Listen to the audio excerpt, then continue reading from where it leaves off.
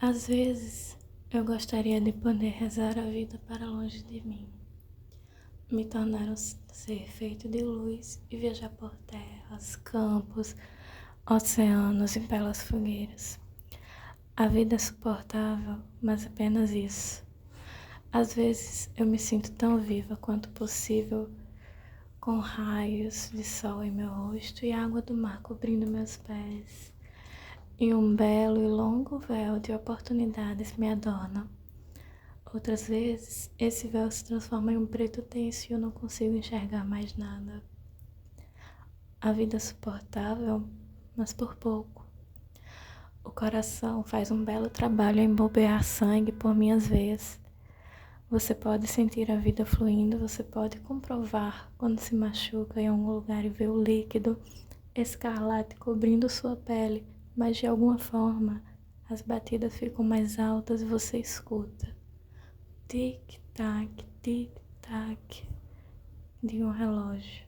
Um relógio que emerge de sua imaginação e então tudo se torna tão opressivo que seu peito aperta e o ar torna-se escasso e você precisa de alívio. E começa a rezar a vida para longe. Para diminuir o som opressivo do passar do tempo, você mergulha na arte, o remédio das almas quebradas e corações partidos. E os sentimentos de derramar, tic-taquear, quebrar, vão embora. São medicados quando você adentra no abraço caloroso de um filme que te leva do seu vácuo para caminhadas ao redor de uma linda noite em Viena com Jesse e Celine em Antes do Amanhecer.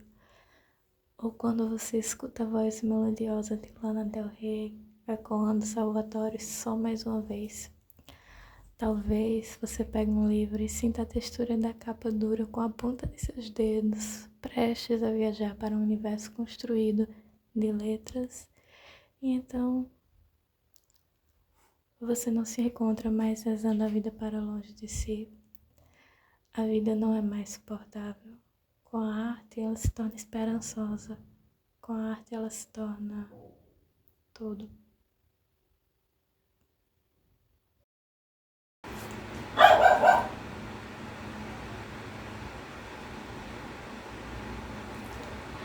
Oi, sejam bem-vindos a esse pequeno ninho. Hoje eu queria conversar com vocês sobre algumas leituras. Theo também tem coisas para falar, como vocês devem estar ouvindo.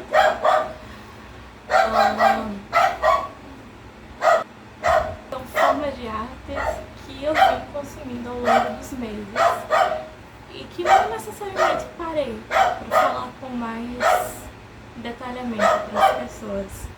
Eu separei 3 livros para falar com vocês e 5 filmes. Lembrando, eu não consumi necessariamente todos eles nesse mês de agosto, mas sim ao longo do ano. O que eu fui consumindo ao longo do mês, eu falei um pouco em cada vídeo. E no momento eu estou lendo o livro Codinome Villanelle, da série, lógico, e Pizza Girl.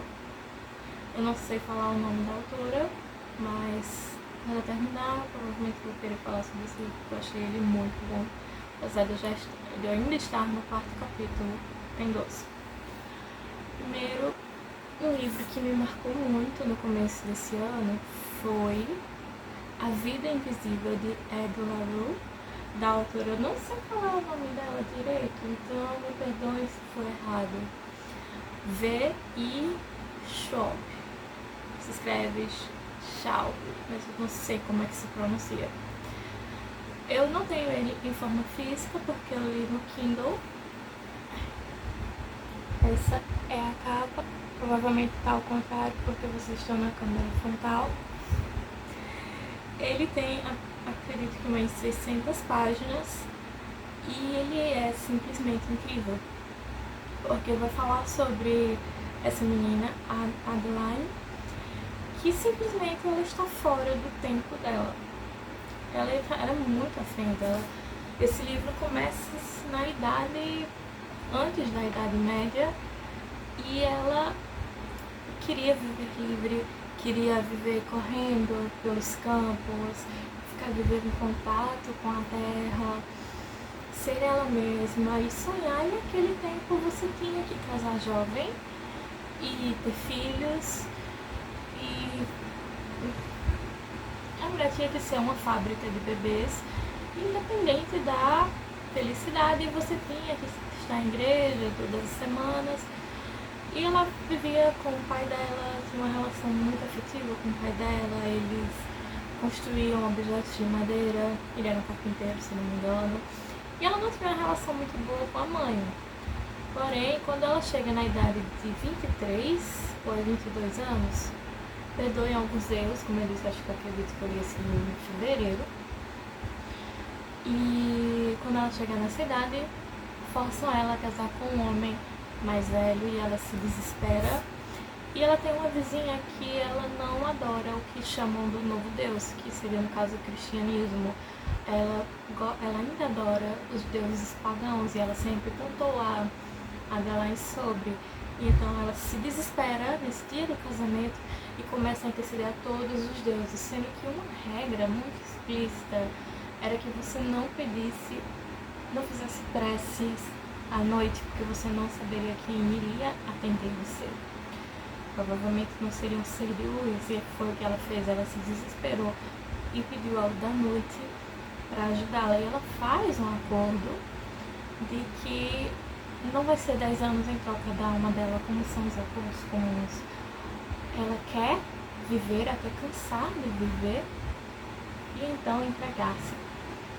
E esse trato é feito com uma condição.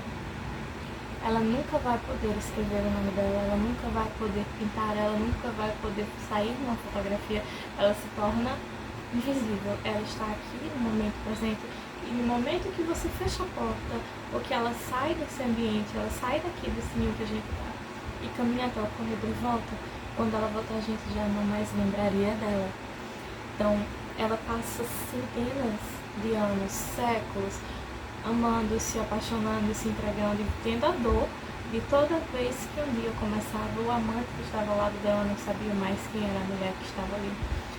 E ela aceita, e apesar de estar muito cansada desse tipo de vida, provavelmente uns 500, 600 anos assim, ela acaba se batendo de frente com um rapaz chamado Henry. Henry é outra pessoa que, um homem muito sensível, que já está completamente imerso numa depressão e sai de um noivado ruim, de um quase noivado ruim, várias experiências amorosas dolorosas. Literalmente ele nasceu com o coração partido, teve que se submeter a várias cirurgias. E ele trabalha num sebo. Ela encontra ele no sebo e como ela sempre é esquecida, ela não precisa de dinheiro, ela simplesmente entra no lugar, pega o que quer e vai embora, porque ninguém lembra dela. E ele não, ela pega um livro e sai sem pagar, mas ele conseguiu lembrar dela e foi atrás. E eles se encontram outra vez e ele a reconhece. E ela fica intrigada, porque ela nunca foi lembrada, pelo menos não nos últimos séculos. E acaba florescendo um romance muito intenso entre eles, sendo que tem outra personagem que é muito importante, que no caso é para quem ela vendeu a alma, ela chama de Luke. E eles também têm um caso muito tórrido de amor e ódio, de passar muitas décadas trancadas em quartos, viajando pela Europa, se deliciando na Itália. E quando ela deixa ele não aceita bem, inferniza ela todos os anos, relembrando e tentando fazer com que ela ceda e desista. E sempre é uma coisa tortuosa, muito dolorosa para ela, porque ele traz o pior. E então ela resolve que tem que esconder Henry de Luke para que ele não destrua o que eles têm, sendo que o Luke, por ela mexer com o ego dele, ele é fascinado por ela. Ela é a única que consegue dizer não, ela é a única que não consegue ser lembrada e o outro é o único que consegue lembrar. E você tem um desenrolar, uma história fenomenal. Eu pretendo comprar esse livro, não esse ano, porque eu quero reler e fazer marcações, Então, quando eu comprar, provavelmente ele vai ficar todo cheio de anotações e essa releitura vai ser maravilhosa, mesmo que eu já saiba o final. Você não espera, não tem noção do que o final guarda para você. Um livro que eu li recentemente, eu não acredito que tenha uma edição traduzida, foi You Can't Catch Me, de Catherine Mackenzie. Aqui acaba. Também li no Kindle. Eu fico com mais oportunidades para ler no Kindle, porque eu posso pegar os livros que não foram traduzidos, então o universo fica um pouco mais vasto com PDFs. E esse livro, You Can't Catch Me, é sobre uma moça... Ai meu Deus, qual é o nome dela? Jessica Williams, que nasceu feito os pais dela, pegaram ela, criancinha, novinha, pequena, e vamos juntar a um culto, vamos adorar um cara que se chama Todd e vamos viver no meio da floresta. E esse, obviamente, por ser um culto, é uma experiência muito traumática, principalmente para os jovens, as jovens e os jovens que eram vítimas de abuso desse cara que se chama Todd, que é o Deus deles. E no meio tempo que esse culto vai rolando, existe outra pessoa de fora que sabe da existência desse lugar, se chama Liam.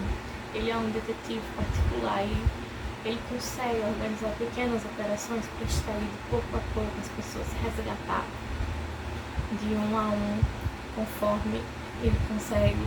E uma dessas pessoas que ele resgata é Jéssica. Ela passou a vida inteira vivendo com uma moça que se chama Kiki, que é a prima dela, e ela tinha uma relação muito afetuosa. Ela gostaria de ter saído de lá com Kiki, mas como isso não foi possível, ela desbravou o mundo com auxílio de Linha, e ele teve que ensinar ela o que era um computador, o que era um celular, o que é a internet, e mergulhou ela em vários conteúdos e terapia, e trouxe ela para o século XXI, e ela acaba se tornando uma jornalista, e publica um livro sobre esse culto que ela viveu sem ser na perspectiva dela, mas da de Kiki, porque ela não quer se revelar para o mundo inteiro. Então ela revela a história de outra pessoa que não concordou. E então ela se torna uma personalidade grande na mídia, até que ela plagia um artigo. E isso vira um escândalo. E ela vira uma das pessoas mais odiadas naquele período de tempo. E é muito hate no Twitter, nas redes sociais. Ela então decide que vai passar um tempo longe no México, tomando margaritas, aproveitando o sol, a praia. E então ela vai para o aeroporto, senta no bar, pega um drink, e quando chamam Jessica Williams, outra moça se levanta junto dela. E as duas começam a rir, fazem uma amizade, trocam e fazem aquele negocinho que você pega o celular e faz assim, e troca informação. E quando faz isso, o celular inteiro de Jessica Williams é hackeado pelo Jessica Williams 2 do aeroporto. E quando ela chega em casa da viagem do México, ela vê que a conta dela, todas as contas foram completamente drenadas. Ela tinha milhões guardados do acordo que ela fez, do processo do culto, da venda dos livros, dos trabalhos, enfim. Ela era uma pessoa com muito dinheiro e deu tudo. E ela fica desesperada e até entender que foi essa Jessica Williams que fraudou e tirou todo o dinheiro dela. Ela tenta prestar queixa na polícia, mas ninguém leva ela a sério, porque até nas registros do caixa eletrônico, que a outra Jessica Williams se arriscou aí em caixa eletrônico, ela está totalmente planejada para se parecer com a Jess original. Então a polícia acha que ela está querendo dar um golpe para o seguro, ignora. E então ela e Liam começam a investigar. Vamos abrir uma nota de rodapé aqui. Ela tem uma paixão enorme por Liam, naturalmente, já que ele foi o salvador dela. Ele é uns 12 anos mais velho, se eu não me engano. Então, assim, não foi uma coisa que ele atuou ou ela atuou, apesar de ser recíproco. E então eles já começam a investigar e ela coloca nas redes sociais, está buscando outras Jessica Williams e uma aparece e ela chama essa Jessica Williams de Jessie e vai atrás de Jessie com linha e ela conta como foi a experiência que ela sofreu sendo vítima no aeroporto. E depois ela encontra outra Jessica Williams, que é uma veterana, que tem uma prótese no braço e tem um canal no YouTube que faz receitas e tem uma energia positiva, que também sofreu um golpe. E quando elas foram atrás dessa Jessica Williams, teve um retorno muito negativo, porque ela não simplesmente deixa passar. Quando você vai atrás dela, ela destrói sua vida em outros aspectos. E é isso que ela faz com Jéssica. Quando ela começa a investigar, ela consegue fazer com que a tese dela seja um plágio. Então todo mundo colocou ela numa lista de não perdão. Porque uma coisa é você plagiar um artigo, outra coisa é você plagiar uma tese. Então provavelmente deveriam achar que ela tinha uma carreira de plágios. E elas investigam, acampam e conseguem encontrar outra Jessica Williams para ser isca. E vai um desenrolar enorme com questão de reflexões e memórias e oculto. E vira uma bola de neve. E Jessica e Ian se aproximam e conseguem fazer parte do romance. Eu acho que é uma coisa muito bonita que vai documentar de muitas histórias de muitos anos até trama tem um plot twist e outro plot twist e outro plot twist que vocês não vão esperar. Enfim, eu amei esse livro, eu devorei ele, apesar do tempo ser muito corrido, como vocês devem ter acompanhado em vários stories meus, só trabalho. Outro livro que eu gostei muito, que eu até postei os trechos dele no Insta, se vocês, não sei se vocês viram, foi Nós Dois Sozinhos, do Éter, de Olive Blake, que conta a história de duas pessoas completamente diferentes. Ela, transtorno afetivo bipolar, trabalha numa galeria de arte e é profissional em plagiar. E ele é um doutorando em matemática e dá aulas na universidade. Se não me engano, ele tem Asperger. E eles se encontram no museu e ela fica intrigada com a teimosia dele e ele fica intrigado com a dela. Então ele se propõe um experimento de ter 6 conversas. Eles vão se encontrar 6 vezes e ter 6 conversas e ver o que sairia dela, sendo que nessas 6 conversas eles têm uma química muito forte. E ele consegue adentrar no universo dela e ela consegue no dele, e de repente os dois não são mais dois, eles são um. E é como se 2 corpos realmente pudessem ocupar um só espaço. E a relação vai se aprofundando e vira um furacão, vira um tornado. Porque a única saída para eles dois é um relacionamento tóxico ou liberdade, e a gente não só vai saber qual vai ser a escolha deles no fim do livro. Agora, para a parte dos filmes, eu gosto muito de filmes de terror e eu separei alguns que me fisgaram bastante. Eu vou começar a falar para vocês A Corrente do Mal. Esse filme eu assisti no Mubi e eu acho que já saiu, ele estava para sair, se eu não me engano. É sobre... é como se fosse um espírito observador, que ele é transmitido de pessoa para pessoa através de relações sexuais. É uma DST muito grave e chega um ponto que essa entidade segue você por todo canto até matar você, e você não sabe mais quem é quem é real, quem não é, porque ele muda, essa entidade muda de forma. E então a personagem principal do filme, ela tem uma relação sexual com um cara que passa propositalmente pra ela porque ele queria se livrar. Contanto que você se vá passando adiante, o espírito não chega até a pessoa originária, vai matando aos poucos, tentando não chegar até a raiz. E ela tenta de todas as formas se livrar, tenta passar para outra pessoa, e a outra pessoa morre e volta pra ela, e ela fica desesperada, e os amigos bolam planos. E tem uma pegada meio antiga, sabe? Anos 2000, começo dos anos 2000, mas mesmo assim é como se fosse anos 90 de volta. É muito bom e você não sabe como vai acabar, se tem alguma esperança pra isso ou não. Outro que eu assisti, esse foi no cinema, foi A Armadilha. É sobre uma operação que o FBI está coordenando para capturar um serial killer que descobriram que era um pai e começaram a perfilar. Então, é pai, provavelmente classe média, deve ter uma posição de poder como médicos, bombeiros, juízes.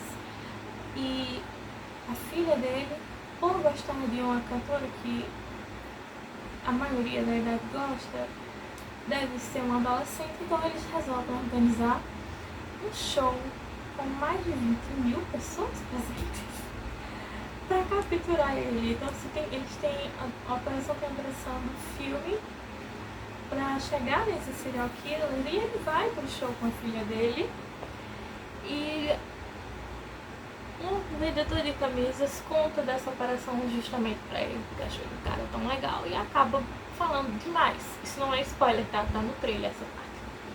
E então ele fica desesperado porque todas as saídas estão bloqueadas e ele precisa ir embora antes que peguem ele, porque se pegarem ele, se pegarem o celular do cara, já era.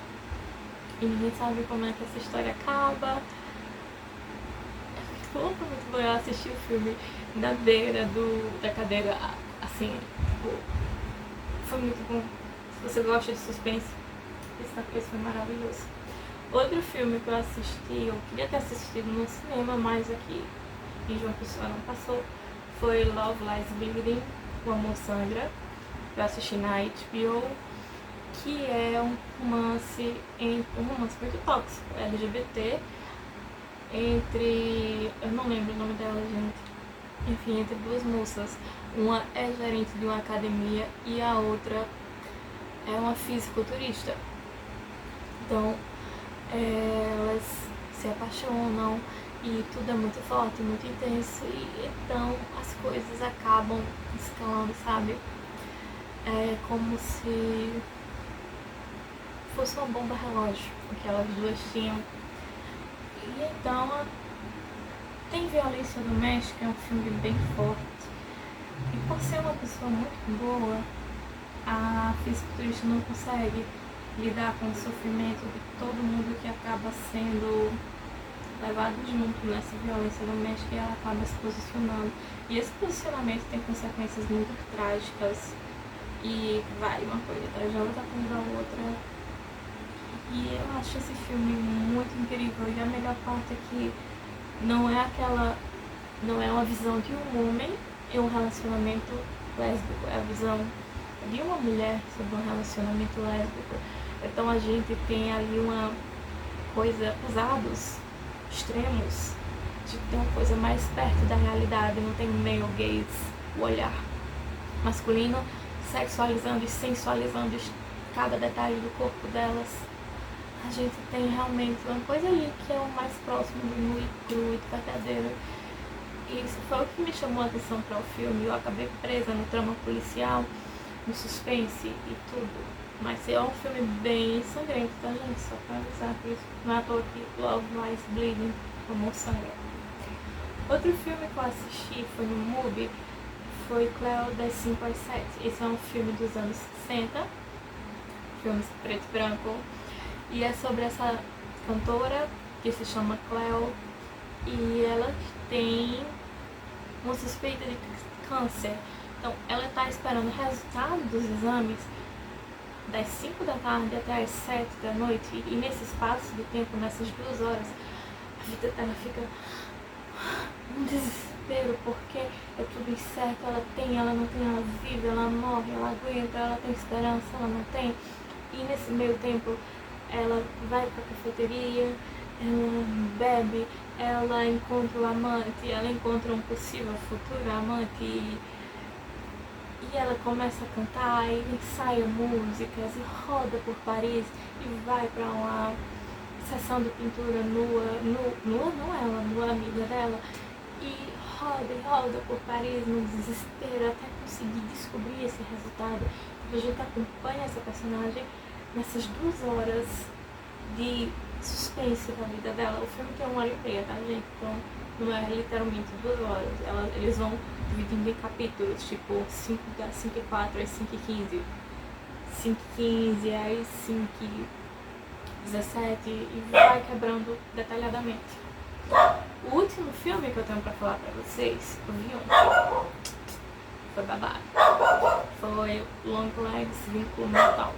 Gente, esse filme tem censura pra mais 18 por uma boa razão. Eu saí de lá extremamente assustada, tipo, não assustada porque eu fiquei com medo do filme, mas porque tem uma carga negativa muito forte. Parecia que todo mundo do shopping tava olhando pra mim e parecia que eu tava dentro do meu próprio filme de terror, e o fato de ter chovido a noite inteira e ser uma estranha sexta-feira à noite sem movimento não ajudou, sabe? É sobre um serial killer que mata meninas, aliás, famílias com meninas que fazem aniversário no dia 14. Sendo que aí não tem muita informação, sabe? Os crimes estão acontecendo há muito tempo, o caso estava quase enterrado, até que o agente da FBI acaba resgatando isso e a caça retorna. Então tem muita coisa emaranhada. Quando eles conseguem achar esse suposto serial killer, entendem que a partir da linguagem que ele se comunica são trechos relativos a satanismo e questões muito pesadas. Então, assim, tá no cinema ainda. Você tá vendo esse vídeo em 31 de agosto ou começo de setembro, ele provavelmente tá no cinema. Então, se você quer ver esse filme, você prepara pra ficar um pouquinho traumatizado. Talvez veja com alguém. Eu vi com meu primo, nós já saímos traumatizados. E eu não vou falar muito, porque se eu falar mais, eu provavelmente vou acabar dando spoiler. Não queremos spoilers, não é mesmo? E é isso. Como eu coloquei o título do vídeo, episódio 1. Então provavelmente vocês vão me ver de novo aqui falando sobre... Pode ser arte que eu consumo, pode ser qualquer coisa. Vamos refletir sobre o nosso consumismo. Moderado, exagerado, diminuído. Vamos tentar achar o nosso meio termo. Espero que você tenha um bom dia, boa noite, boa tarde, de onde você estiver. Beijos. Até a próxima.